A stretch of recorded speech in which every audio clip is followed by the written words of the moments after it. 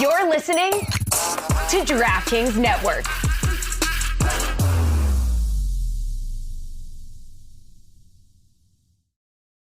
Stugotz here. When you love someone, you protect them in the best ways you can. That's why I recommend Simply Safe Home Security. It's an advanced system that protects every inch of your home and backed by 24/7 with professional monitoring for fast emergency response for less than $1 a day. Guys, I have had Simply Safe in my home for many, many years now. I swear by them. The peace of mind it gives me when I am away, the fact that I can see everything happening in and around my house is amazing. Simply Safe offers everything you need for whole home protection. HD cameras for indoors and outdoors. The system is easy to set up yourself without any special tools or know-how required. Don't want to do it yourself? Not a problem. You can get one of their expert technicians to come out to your house and install it for you. Right now, you can get 20% off any new Simply Safe system when you sign up for the Fast Protect monitoring.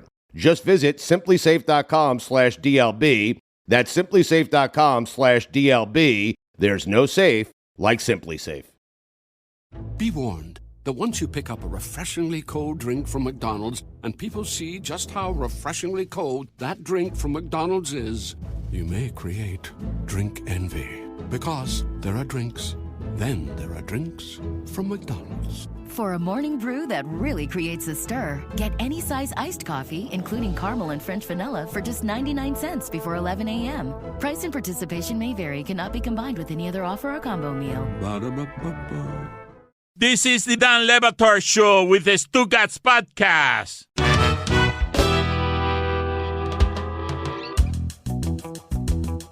That has to be as angry as America has ever been at an exhibition game, right? Of any kind. The tie ball game in the All-Star game in baseball, maybe because of the sacrilege of Bud Selig allowed an exhibition game to end in a tie. I cannot believe it is Tuesday, and I am still feeling the rage of a whole bunch of reporting and anger, because now it's being reported by Sam Amick that those players want to be paid to play for All-Star game, that they're talking in private about wanting to be paid. And you've got a real crossroads between the people who cover the sports, the people who love this sport, and how angry they're getting, Bob Ryan, David Aldridge, because they're not doing you the courtesy of caring the way Bird and Jordan would have, the way Magic would have. A 400-point All-Star game. Absolutely ridiculous. There he is. It feathers my longtime argument that we should abolish all All-Star games. They're all sucky. They're all what? Sucky. The Pro Bowl, the NHL All-Star game can't decide what to even call itself. Baseball is terrible. The NFL might be worse. The Pro Bowl is one of the one of the few things the NFL does poorly. Just please. I know you're resplendent off the peacocking fame of being the lead singer for Hee Haw 3. We'll get to your takes in a second, because there's been a weekend of nothing but getting mad at the All-Star game and enjoying and the dunk contest and enjoying. Hey, it was fun, Steph and Sabrina, and that did the big rating. But before we get to that, Greg Cody has told me a couple of things here. Stugotz and Billy are off this week. God bless football has been brought to its knees. They deserve the week off. It's been earned. Greg Cody is here, and this is what he just told me. No lie, sitting in Stugotz's seat. He says, I've got to write something this week. I don't have it back in my day. I've got to write something for Stugotz's book for free. It's longer than what he wrote, and I read what he wrote, and I'm not sure he wrote it. The final grift is, because I got mine, I got to write my foreword that he asked me to ask Michael Wilbon to write for him. And then Wilbon rejected it, and so now I've got to do it. He's got a bunch of people writing more for his book than he's written for his book. His book is already on sale. That's crazy. And I don't think he's written much. I think he's getting everyone else, like Andre Dawson, to write things. What's Andre Dawson writing? Being a Hall of Fame funeral director? Which there aren't many. I mean, he's a one-man club there. Top 5. Zagak. Sorry, I didn't mean to derail you. My voice is very low today. Shockiller! I don't know why. It's naturally low. I'm an octave lower than normal. Go on. What are you saying? Isn't it low or is it me? Has it been the singing? Did your voice I think maybe. A high-dollar woman in a low-cut dress. God never wanted me to have a woman like that, I guess. Yeah, it's all gone to his head. The PFPI Gala was last night. And again, I don't think we have I do not think that we have a greater grift that we've pulled, even more than the Stugotz book. Where can you get it? Is it Stugotzbooks.com, yeah. Stugotzbook.com. What was it? Stugotzbook.com. There we are. Stugotzbook.com is where you buy the book. But the greatest grift we have is the Greg Cody Show featuring Greg Cody. The star vehicle for Greg Cody began this week the way I've never heard a podcast begin before. You tell me if this is something that you can imagine another podcast anywhere in the podcast sphere has started this way.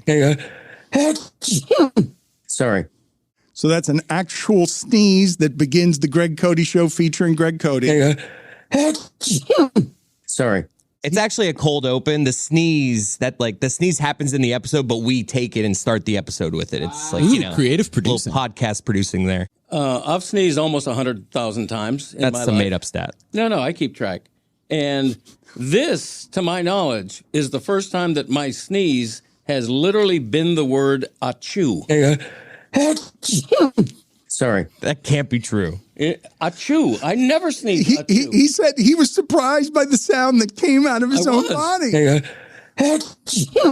it was a classically cartoon old school sneeze. It's your classic sneeze right there. But he says he's never sneezed that way before. So that is the first recorded, captured sneeze ever of Greg Cody that was that cartoonish way. Sorry. Looney Tunes quality right there. It is. It's crazy. I mean, back in my day, that's how sneezes sounded. But, I don't personally do that. But I learned one other thing. For fun, I Googled the word achoo to see if it was like in the dictionary. It's an actual word or it's just a sound. What is it? And it turns out there is an acronym called achoo, ACHOO, about sneezing. And the acronym stands for Autosomal Dominant Compelling Heliothalamic Outburst. Achoo. About sneezing. How weird is that? Greg was not lying about the amount of times that he sneezed. The average person, according to a number of different sites, sneezes 4 times per day. Yeah. So if you take 69 years old times 365 days times 4, you get 100,740. That seems... Thank you. 4 days. I support my bandmates. Thank you. I tell you, Hee-Haw 3 sticks together. But he's right. And I'm a little under 100,000. Jeremy's right that you're right? Yeah, that's right. Yeah, I'm not a serial sneezer like some people. Some people sneeze and then automatically they sneeze like 6 more times in a row. You're a one and doneer? I'm like 1 or 2. I'm 1 or 2. Another thing I do is I stifle about 40% of my sneezes. Wow. Where Allison Turner once told me that if you start saying applesauce when you have to sneeze, that can help fight off a sneeze. Is that right? I just stifle it physically. Like you stifle Oh, okay. Yeah. Put it on the poll, please, at Batard Show. Have you ever stifled a sneeze by saying the word applesauce? I also think this will be interesting. We will learn something about our audience, because I learned this the other day with Roy. I've known him for 20 years. He's a 5-time sneezer. I learned it the other day. If he sneezes once, he's sneezing 5 times. Yep. And so I want to ask the audience this question. 4 sneezes a day for you, over or under? For you, because I would think most of us might say we don't sneeze 4 times a day. But when we get sick, we probably do 7 or 8, so it's averaging out for those times. Like, I feel like it's more like 2 or 3 on average. But I also want to ask the audience, are you someone who can just sneeze once? Is everyone here a once sneezer, or are you a multiple sneezer? No. I got to keep sneezing. Yeah. I'm usually a duo sneezer. I'm back to back. Yeah. Jack, and then that's it. Like the third sneeze, very, very rare with me. So the joke Greg Cody was making to derail the show is that, yes, Andre Dawson is a Hall of Fame baseball player, and yes, he's also a funeral director. Stugotz, in a book he has not yet written, had the audacity of calling Andre Dawson, who he only met once at my wedding, and saying to him, I need you to write a chapter of the book in rebuttal to, I don't think you should have won the MVP. I don't think that the MVP should ever be on a last place team.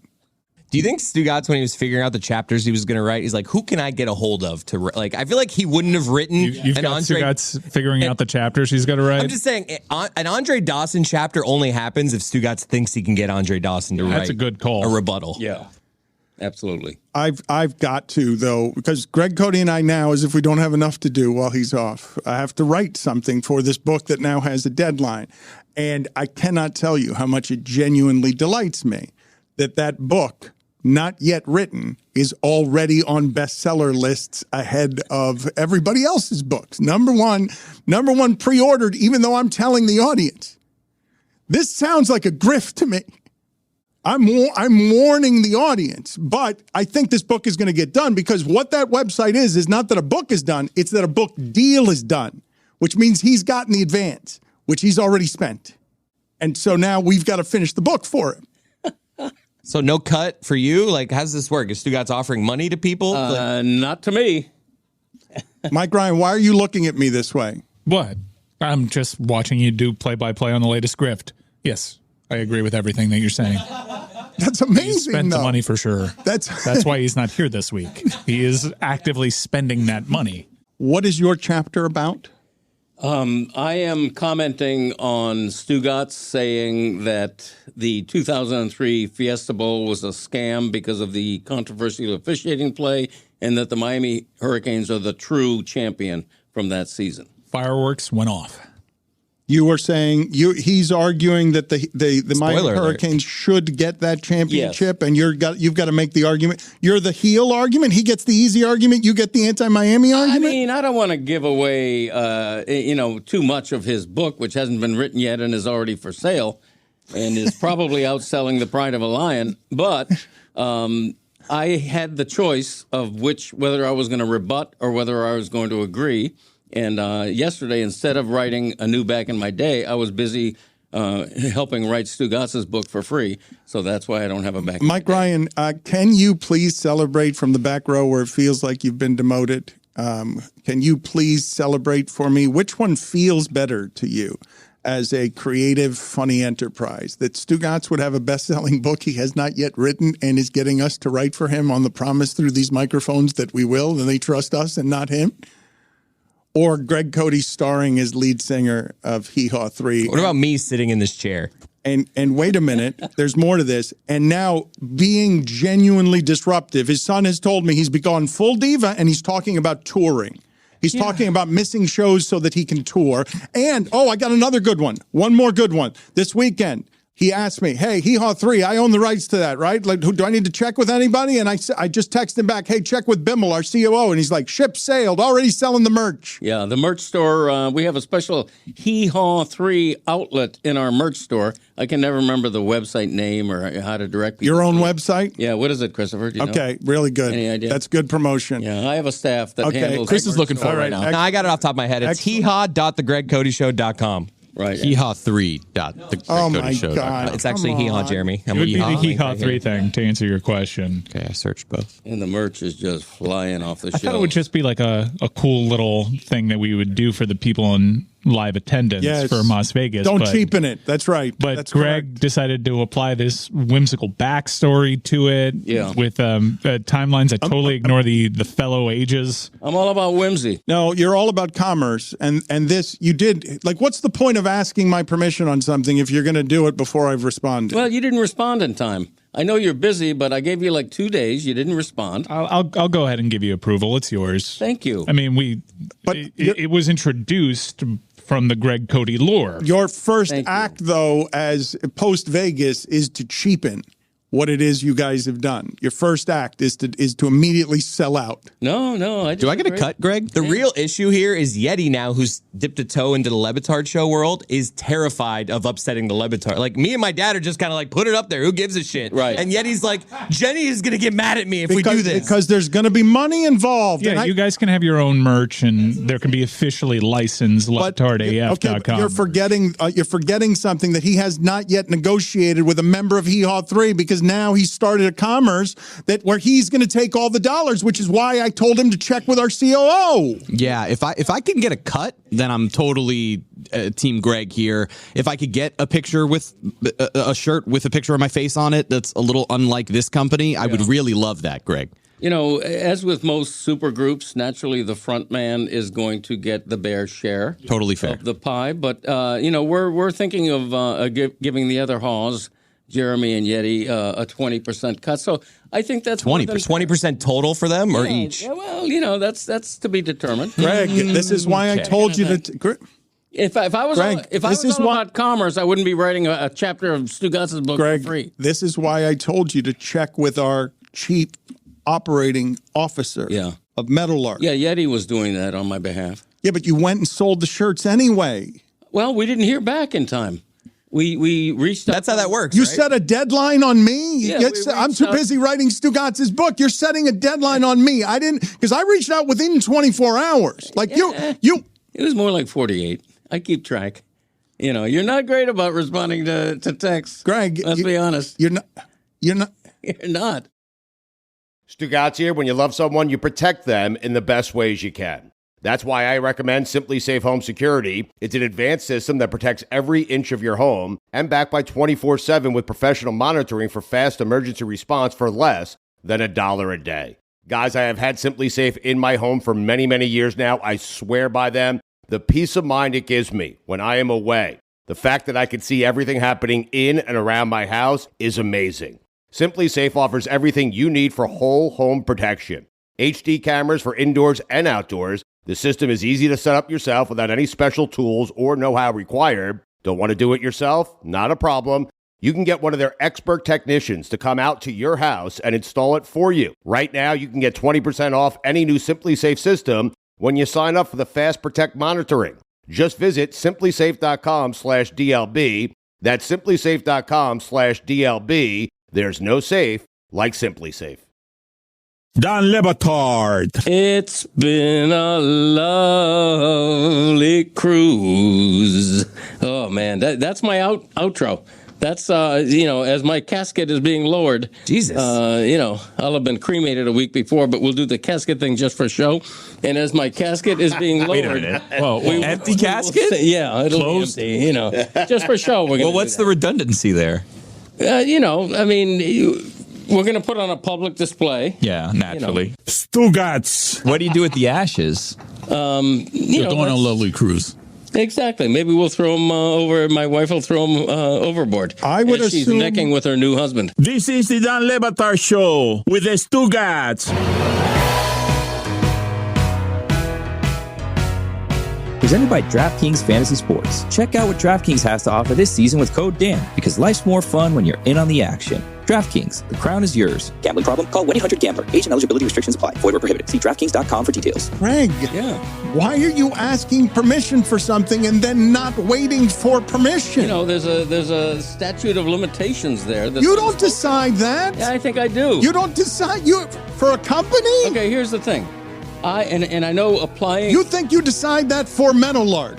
Yeah, I think that this may be an oxymoron associating the phrase hee-haw 3 with the phrase intellectual property, but that's exactly what it is. Hee-haw 3 is my intellectual property because the phrase would not exist if not for me.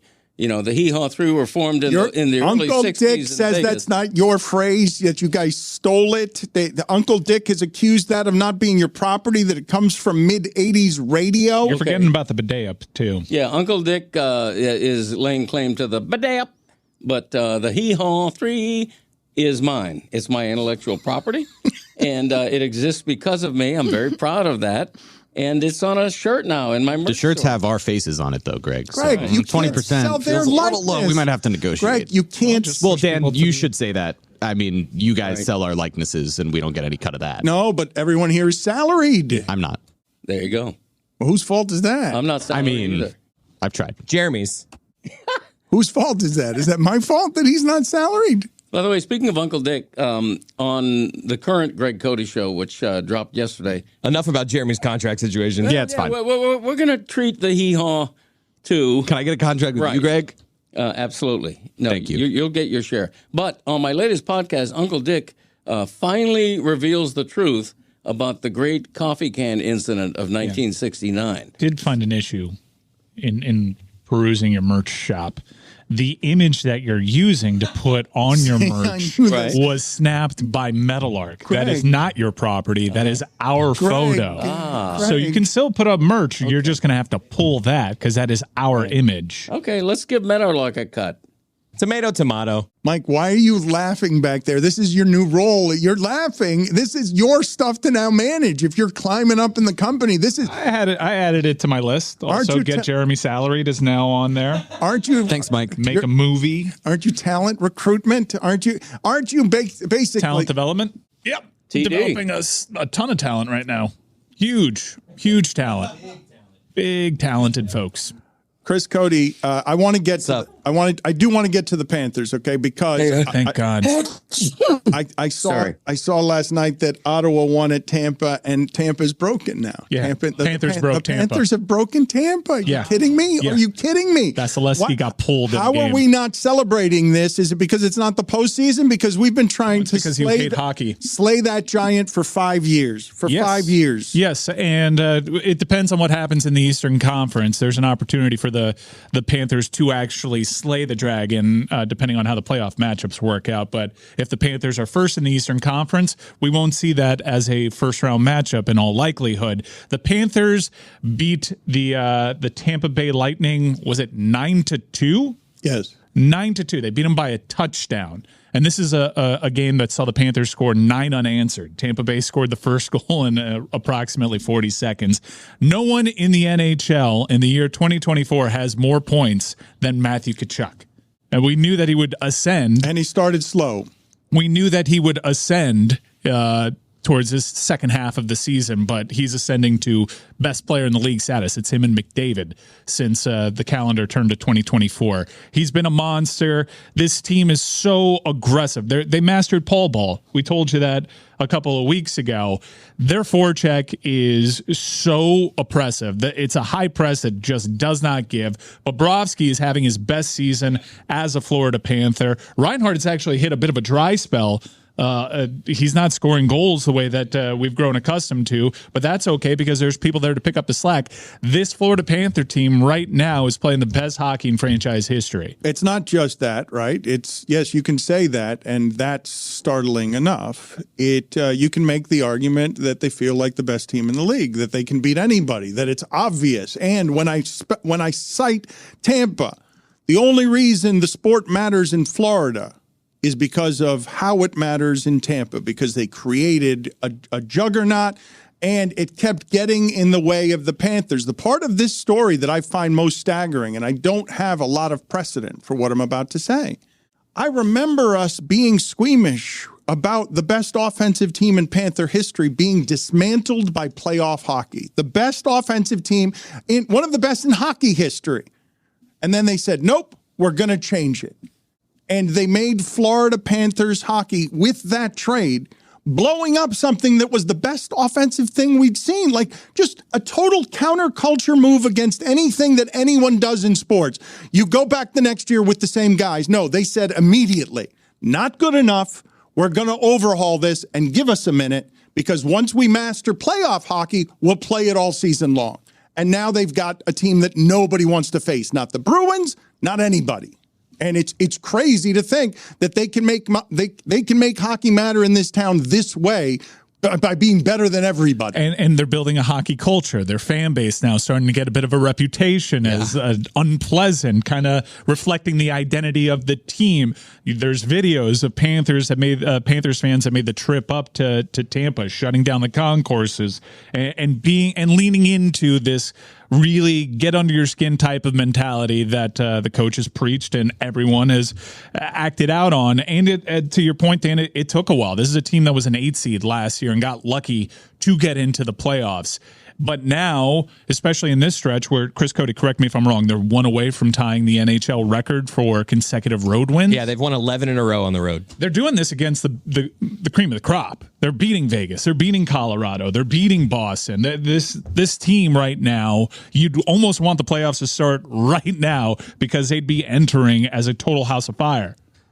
It's also important to note, I think, that in this sports market, this crazy sports market where the Dolphins just finished the season, the most exciting season they've had in 35 years, Lionel Messi is about to begin his first full season with Inter Miami. The Panthers are the best team in town by a lot. It's not even close. And every string that Zito is pulling is working out. Ekman Larsson has just strolled in here and is probably their second best defenseman. I heard Ed Jovanovski compare Gustav Forsling to Lindstrom on the last broadcast, call them a top 5 defenseman. And entering the season, Montour and Ekblad had all the headlines. They are not only developing the talent that they have on the roster, they've got a really great eye for talent. And I think the biggest sign of that is seeing some of the guys that they've had to let go for cap reasons, guys like Owen Tippett, go to other teams and become huge stars. I'm all in on the Panthers as well, but Whittingham said the other day, I got to fight through here. I got some phlegm in my throat. I'm not going to cough. Whittingham said that the MLS, the Inter Miami's team. No, I think I pushed through. Chris, I pushed through. Frankie Vetrano, another guy that the Panthers had to let go for cap reasons, goes to other teams, becomes among their best players. They've just got a spectacular eye for talent. But Whitty said yesterday, I heard Whitty say that Inter Miami's team is the most talented team in MLS history. Well, Greg Cody. I'm pushing back on him saying it's the best team in town. Greg Cody's saying it is for Messi, championship or bust, and Mike Ryan agrees, and there's not even time to talk about it in this segment. But are they the most talented team in MLS history? Is Whitty right on that? In terms of accomplishments, yeah, maybe form. That's a tougher argument. They're old, right? It depends on how highly you rate Luis Suarez, who I think has been offside, according to Taylor Twellman, 24 times during this preseason. We're not going to lead the league in defense, I don't feel like, with Messi and Suarez on the field. No, with Alba, Busquets, they're going to be slower. And I still don't think the roster is fully compliant with MLS rules. Season starts in 2 days. Okay, very good. That's nice. We got Messi. We'll figure it out. Technicality. Yeah. Sounds like things could get messy. Yeah. Whoa.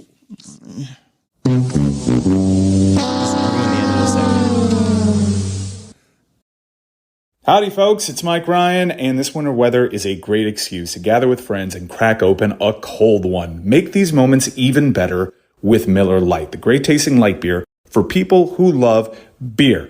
We recently had a pretty big football game, did we not? Hopefully you did what I did, which is step outside, crack open a cold one, realize after that very first sip of Miller Lite that I made the right choice. I made the perfect call. Miller Lite just has that dependable flavor that I don't have to worry about.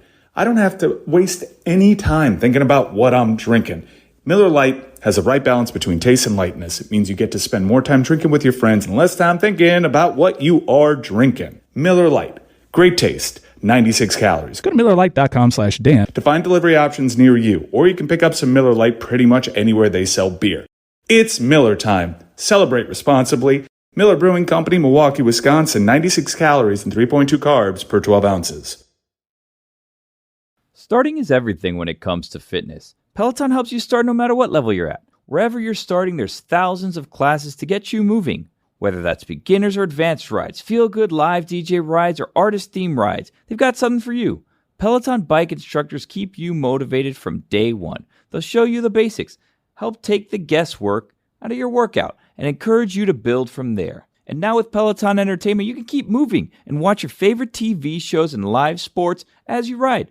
Perfect for those days when you don't want to miss a thing. And if you don't have a bike, take a dance class, take a core class, take Pilates, take a stretching class, start a program with Andy, do a core program with Emma. You can do it all at Peloton. You can get a Peloton row, and you're not even going to get wet because it's inside your own house without water. How'd they do it? I don't know. Wherever you're starting, get moving with a Peloton bike or Bike Plus rental at onepeloton.com/bike rentals. Terms apply. Don Le Batard. You got to know I'm a big Colombo guy. Salute to that boy. Okay, I don't think that's proof. I don't think that's proof. I think that's a lie. I don't think that's. He said salute. I don't think that is evidence. Salute to that boy. It suggests camouflage. It suggests that Juju has no idea what we're talking about, and now is just Googling it. Stugotz. I'm not Googling it. My grandmama stayed in the country. I watched the Braves. I watched Colombo. I watched Matlock. I watched Andy Griffin. Yeah. You said that you go to the Plymouth Boss. Damn. man. You tell Then take your ass to the penalty box. Call me a liar. You tell him, Juju. Back to you, Stu. This is the Dan Le Batard Show with the Stugotz.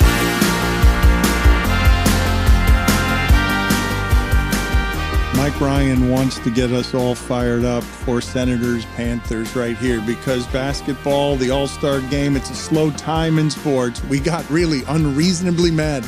We all did. We got unreasonably mad at the All-Star game. Do this. It's been 20 years where the All-Star game hasn't mattered. Now everybody wants it to matter. It's background television. Jokic is trying to dunk. He can't dunk. He's 9 feet tall. He can't dunk. Luka's 6'8". He can't dunk. Who cares? Did you see Jokic complain to Tony Brothers when Bam threw the inbounds pass off his back and then did a pull-up three? Did Jokic not know that was legal? Like, he was berating Tony Brothers down the floor because that happened to him. I would like to point out to the audience, okay, that the All-Star game, whatever All-Star game you prefer, only exists because during the time of 3 channels in America, when your sports teams could only be seen nationally, maybe the occasional Saturday, before cable television, it was a big deal to have all the stars gathered in one place for a game. But now we see them all the time, everywhere, all over your social media. Every night in the league, our attention span has changed. It's no longer the time of Bird and Magic. You need 10 things. The All-Star game can be one of them, and it's going to feel like Zoe's Summer Groove. But because they don't want to be there. Like, they'd rather not be working over the weekend. They know you've got all the access to them. But it's not a special thing anymore. Like, they don't have to get rid of it because the guys don't care. They shouldn't care about it anymore. Like, it's an artifact from a bygone age. It's not needed anymore. It's just getting in the way of the rest they'd like the middle of the season. I will say this. They all want to be on the All-Star team. That matters to them. That part matters. Not to Jimmy Butler. Playing. It's the only person that cares less about the regular season in the NBA than I do. Well, I don't think that's fair to do to him at the moment, right? No, but it's been fair to do to him for the last 3 seasons. He's campaigned for people not to vote for him, I think. Yeah, that's true. I mean, it's a funny joke. He's making a funny joke of all of it, right? Wearing a wig to media day and just making it known everywhere. Yes, I am now. I care a little bit more, though, because, like, being the 8 seed, doing it as the 8 seed, and I know you did it last season, but that's just making it really hard on yourselves. 7 right now. If you really want to impress your spouse, though, during this NBA All-Star game every year, do it next year. Set your alarm to do this. About midway through the second quarter, predict. Be like, I'm going to go to Twitter right now. Bob Ryan has tweeted about this. And then I went to Twitter, and I showed my wife the tweet. She was impressed. Your wife knows who Bob Ryan is? She was like, oh, classic Bob. Once again, these NBA stars are showing no respect for the game. It's another dunkarama and three-point farce. Not a single hand in anyone's face. I'll see how TCM is doing. See you next year. What a waste of time. Adam, you must do something. It's embarrassing for your sport. Turner classic movie. That's what that is. Right. He's right. Put a hand in somebody's go check what was on. I will say this. Adam, do something. This plea, Adam looked really frustrated. I mean, he wants a new TV deal. He's got stars. He says he's got an unhappiness problem in his league that the players aren't happy enough. And you understand a lot of them talking about mental illness, even wondering about playing during this time, wondering about it since the bubble. All of this feeling like heavy. He begs these players to play all week. Give me some effort in the game. And Anthony Edwards says, I'm going to shoot left-handed. And the answer, I kind of like that. What Luka was doing was pure insanity. I mean, he was doing full court shots with like 7 minutes left. Lillard hit one, by the way, all butter. No one's passing. No one's calling fouls. If Karl Anthony Towns takes twice as many shots as everyone else, you don't have an all-star. Did he take 40 shots? He had 50. 35 shots. I enjoyed the part where Jokic and Luka were like going down the court without I think we should eliminate dribbling from the All-Star game. Just be able to carry the ball. Just got to pass it. Yeah, just travel night and day. But is anyone else, bad ideas. Is anyone else confused by how mad everyone is about this? No, it was bad. Like, who cares? Does it matter to you? You didn't even watch, probably. I did watch. I did watch on the second screen. It was the second most disappointing thing that happened Sunday. At the house. I forgot. Except it's a slow sports time. True Detective was worse, but I mean, complaining about All-Star games does work. It does. You say that this is the angriest people have been at an exhibition? No. No, not at all. MLB All-Star Game brought about change. The NFL Pro Bowl had a disastrous broadcast where ratings were down and everyone was complaining, and they decided we're going to scrap the game entirely. So complaining about All-Star Games has been proven to actually work and bring about change. In what way? Now, what's the change you're going to see, Mike? Like, what do you want to see different? About what the NBA does? I don't know what the answer is there. You're going to tell Luka to care more? You're going to tell Anthony Edwards, hey, don't threaten to shoot with your left? I mean, when you have players, we've also never had all-stars quite like Jovic and Luka who just flatly don't care. I got an idea. We get the all-defensive team halfway through a season, and we put them on one side of the All-Star game. So it's like the 5 best defenders in the NBA, and then we put all the good offensive players. I'm just spitballing here, Tony. I'm trying to fix the problem. I think you said Jovic, and you meant Jokic. No, he's right.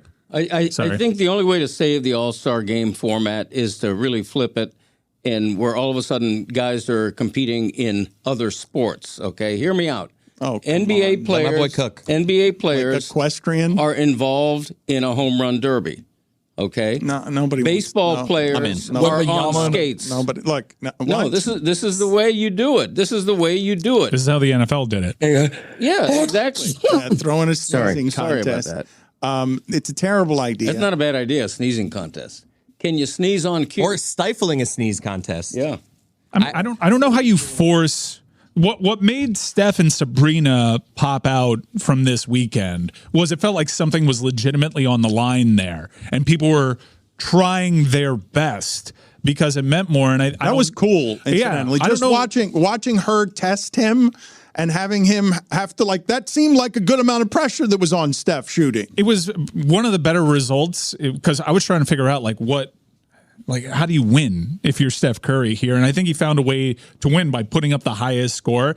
And Ionescu would have had what tied Damian Lillard at 26. Yeah. She shot lights out. So I think that was the best possible scenario. And I don't know how Kenny Smith. I don't know how you manufacture some of these. I like the notion of one-on-ones, but players just aren't. I would love to tap into that kind of competitive mentality that you saw pop up there during Sabrina versus Steph. But even if you say, all right, let's do one-on-ones and try to crown a best player that way, players won't necessarily buy in. You thought that if you had star power in the slam dunk contest, that would help. And then Jaylen Brown had one of the worst routines we'd ever seen. That was so bad. I don't know how he gets a higher score for jumping over a 5-foot guy in a chair than Jaquez gets for dunking over Shaq. Boston bias. I think a nice 3-on-3 king of the court would be really cool. Like you can get your guys or one-on-one. No, not How about a game of knockout? Well, remember knockout? You will get them. Do you guys not like the symbolic sort of Cosmos laughing at if you want that game to be good? They're saying privately, according to Sam Amick, pay us. It's not Silver asking us. It's not requesting it. No, we don't answer to Adam as Bob Ryan yells, Adam, do something. No. This weekend's a party for us. They've never had to be paid before. I know. I'm not. Do you not understand, though, why it is that turns fans off?